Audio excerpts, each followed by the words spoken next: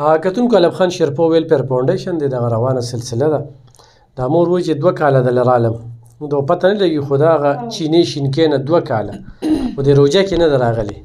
اوس ورته چې ووایي چې هغه خو دلته کې ناست دي نو راغلي دي. مورې څو بچي دي اوس څه وایي؟ 6 مې زامن دي نو 4 ودونه کړي دي 2 ماشومان ناسره دي. خاوند مې مړ دی 15 کاله وشو. ضرورتمند دی؟ څو ضرورتمند دی؟ ضرورتمند دی. څو کاله راغلي ماله؟ 2 کاله. هر څه دي وړي دي؟ یو ځل تروړه راکړې وه نوره دې نرۍ سودا راکړې وه. بس یو کال یو ځل درلم بیا دا راته چا نه ښولي یو د چې چا به راوستم.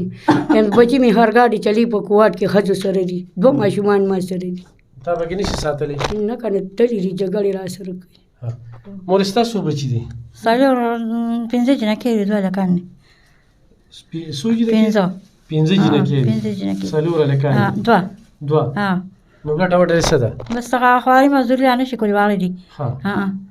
صحیح. کتونکو دا دواړه کونډې دي انتخابي ضرورتمند دي او ضرور چې کوم دی نو د داسې قسمه خلکو دپاره موږ سره ملاتړ وکړې. راشه اورې دوا هغې خلکو ته کوې علي بدلې دی خدای پاک ورکړي دوا ورته کوې په دې دنیا دا واله.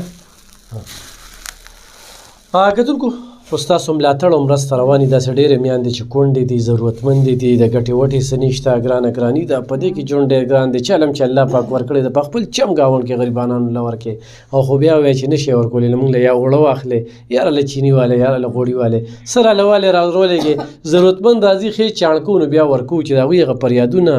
سختې لوږې تندې موږ وګورو نو موږ ورته وایي راشه ګینې ډېرې زنانه ځي راځي خو ډېرې داسې چې په معیار باندې چې هغوی ته ورسي چې د لوږې نه بچ شي نو ډېره مننه خوشحاله سه. کتونکو علب خان شیرپو یم زما څنګ کې دا مور او لور وینې دا د تغبۍ دي الحمدلله 4 کال یې پوره کېدو کې دي چې دوی ته موږ کور ورکړی دی په هغه کور کې دا مور او لور ژوند کوي او د خپل وس مناسب چې کوم دی نو موږ د دوی سره کومک کوو خو دا اوس هم ضرورتمند دي دا نه چې ضرورتمند نه دي چې کور ورکه نو کور کې خوراکونه خو نه وي که نه کور کې نور سهولتونه خو نه وي که نه خو 4 کاله د علب خان شیرپو ویلفیر فاونډیشن دې سره پخوا کې په نورو کورونو کې نور خلک هم دي د سوات شته د باجوړ شته او داسې چې دوی د تغبې دي نو داسې د نورو ځایونو د نږدې 400 خو هم شته. دا د علب خان شیرپو ویلفیر فاونډیشن کار دی. ډېر خلک عجیبه خبرې ته زورم او هغوی به چېرته سیاسي پارټۍ سره تعلق ساتي نو زه دغسې خلکو ته وایم ورکران دي چې ستا هغه لیډر چې کوم دی یا ستاسو هغه لیډران چې کوم دي د الله په مهربانۍ سره ما سره کېنوي چې زه څومره خلکو وسیله یم او څومره خلکو ته زما په وجه کورونه میلو شوي دي 18 کوره په خولې یادېږي چې دا خلکو ته ورکړی شوي دي په دې کې هغوی میشته دي خپل ژوند د ورځې شپې پکې سبا کوي نو چا به چا له ګیلاس کې اوبه هم نه ورکړی او چې خبرې ووري نو حیران به شي چې دوی سوچ څه دي. د 100 نه خو زیات الحمدلله ودونه وکړل.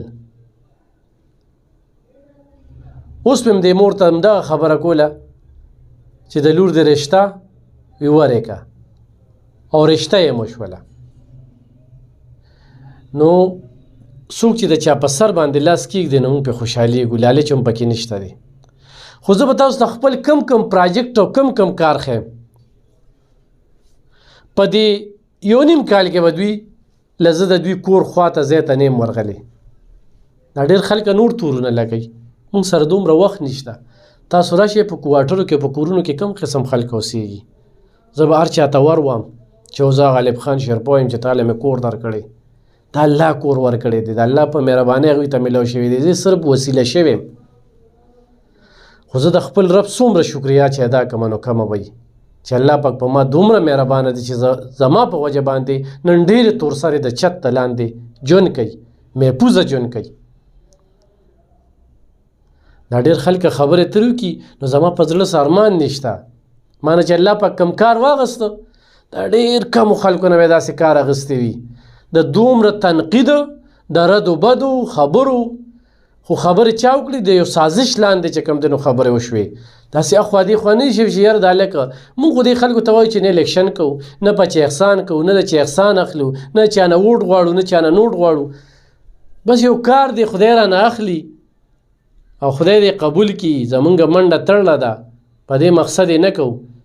چې یاره دا دی هغه دي زه چې صرف د زنانو پسې ګرځم او په دې کورونو کې وي او تاسو ته صرف کورونه ښیم نو زما ویډیوګانې چې کوم دی نو کال کاله پورې په هغې ویډیو رسي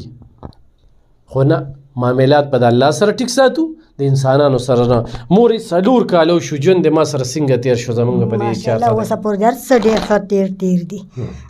هر څه پورې اوس خدای دې خوشحاله لره خدای دې روغ لره هر څه ښه ډېر تېر دي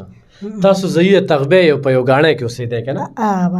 او بس ته رامنې اوسېده شولې او دا کور دې راله راکړو تغبې ته زه درلم دغه ځای نه درله کډه ما راوړله او تا راله راوړله په کور کې اوسېږې په تاسو څه پرشر یا څه دبو یا زه چېرته د 1.5 کال کې درغلې نه نه راغلی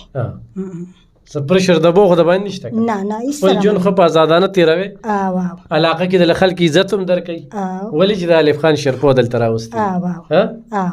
ته به څه وایې ګلې په دې موقع ژوند څنګه روان دی صحیح روان دی صحیح روان دی مور سره خوشحاله